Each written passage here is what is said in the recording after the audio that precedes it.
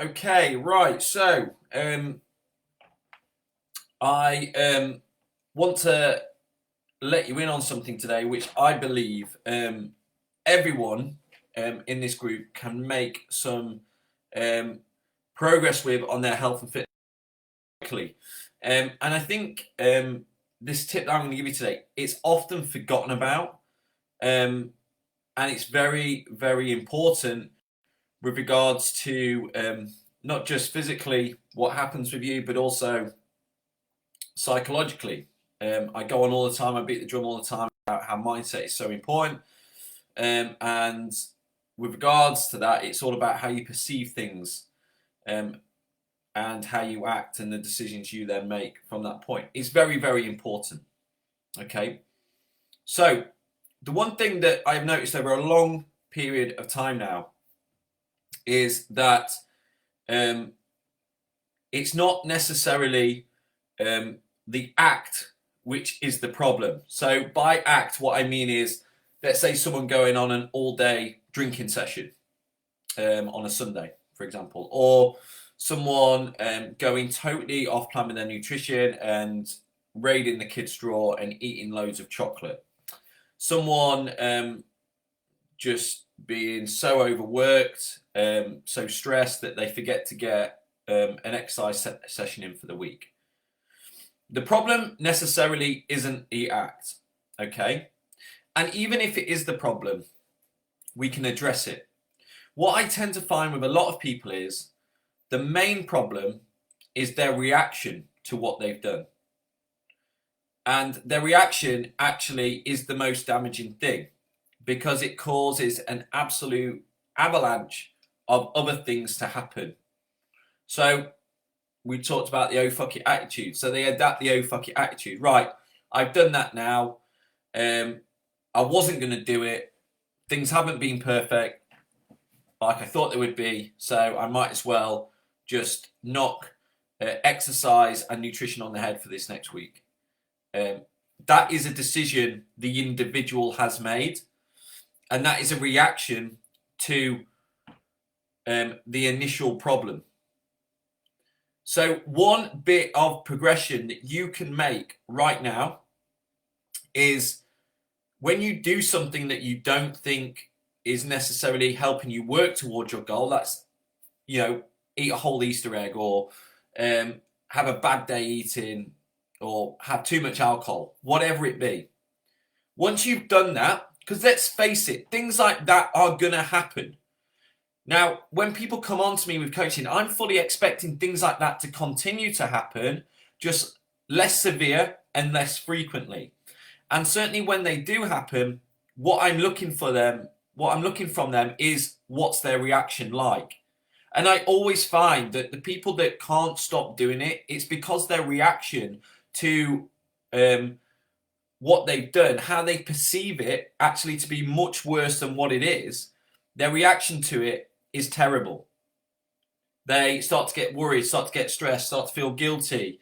All these negative emotions come out, and it just creates a snowball of terrible things, which then they can't get over, and then it just reminds them of how bad they've done previously with a diet or an exercise effort. So the reaction is absolute key, and that's certainly what I look for with my clients. What is their reaction when something doesn't go to plan? And then once I see what their reactions are, and then if it needs work, we then talk about it on a call or we talk about it face to face. And I try and get across to him in a way that, listen, it's not necessarily that needs to stop. Yes, it probably needs to happen less frequently and less severe. But when things like this do happen, how are you going to react to it differently? Or how are you going to perceive that differently next time? For example, it might be that you have an all-day drinking session, you have, let's say, 8 or 10 pints, but the fact is you've done that once in 4 weeks rather than once every week. So that's a positive way of looking at it. And say, right, well, I'm still not happy with myself for drinking those 8 to 10 pints. So actually, let's sit back and look at this. Why have I done that? So why have I drunk these 8 to 10? Well, I've drunk these 8 to 10 pints because I've literally just relaxed just a little bit. I've switched off, and my favourite football team were playing Sunday afternoon and the lads were going down for a bar. So immediately, that's the trigger then for me to drink more pints. So how do I change that trigger? And listen, your own health and fitness is your own prerogative. So as much as a coach can help the process easier and give you answers to a lot of problems and help you find solutions, they're certainly not there to do it for you, and they're certainly not there to make decisions for you. Your health and fitness is your prerogative. Okay, you're an adult, you make choices for yourself. So you've also, as well as making choices, you've got to ask yourself the right questions. And then through asking the right questions, you will find the right answers. And it normally involves a why. Why have I done that? Why, after 4 hard weight training sessions, have I then on the 5th day ate my body weight in chocolate? Why have I done that? I will get mad at none of my clients for doing that if they're honest with me and if they tell me they've done it.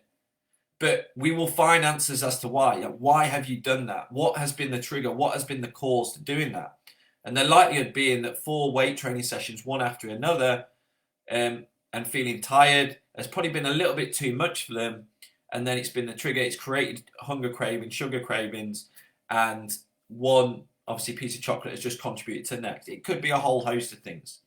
But fundamentally on this live today, what I want to get across to you and what I want hopefully for you to start thinking about is that the problem isn't just the problem. It's your reaction, which is the contributing factor as well. If you react well to something not going right, or you losing control, or you not being conscious of what you're doing, if you react well to that, then the damage won't be as anywhere near as bad as if you react poorly to that. If you react negatively, if you react too emotional to what's gone wrong, then it's not going to end well for you, and probably it's not going to stop, and it's going to take you some turning around. And it always boils down to the thing that I'm massive of, is you have to look at things positively. Even through the most negative things, there is something positive to draw out of it.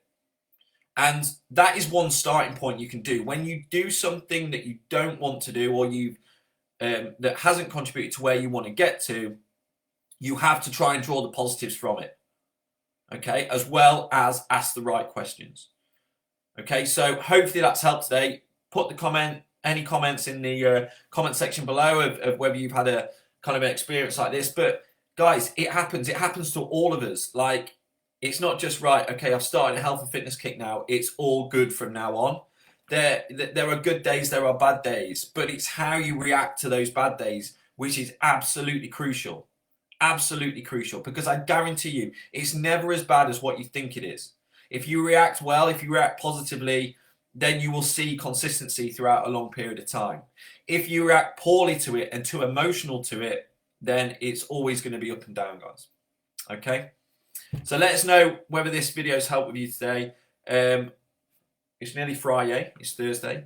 Bank holiday weekend coming up. I hope everyone has a great bank holiday, and speak to you soon. Cheers.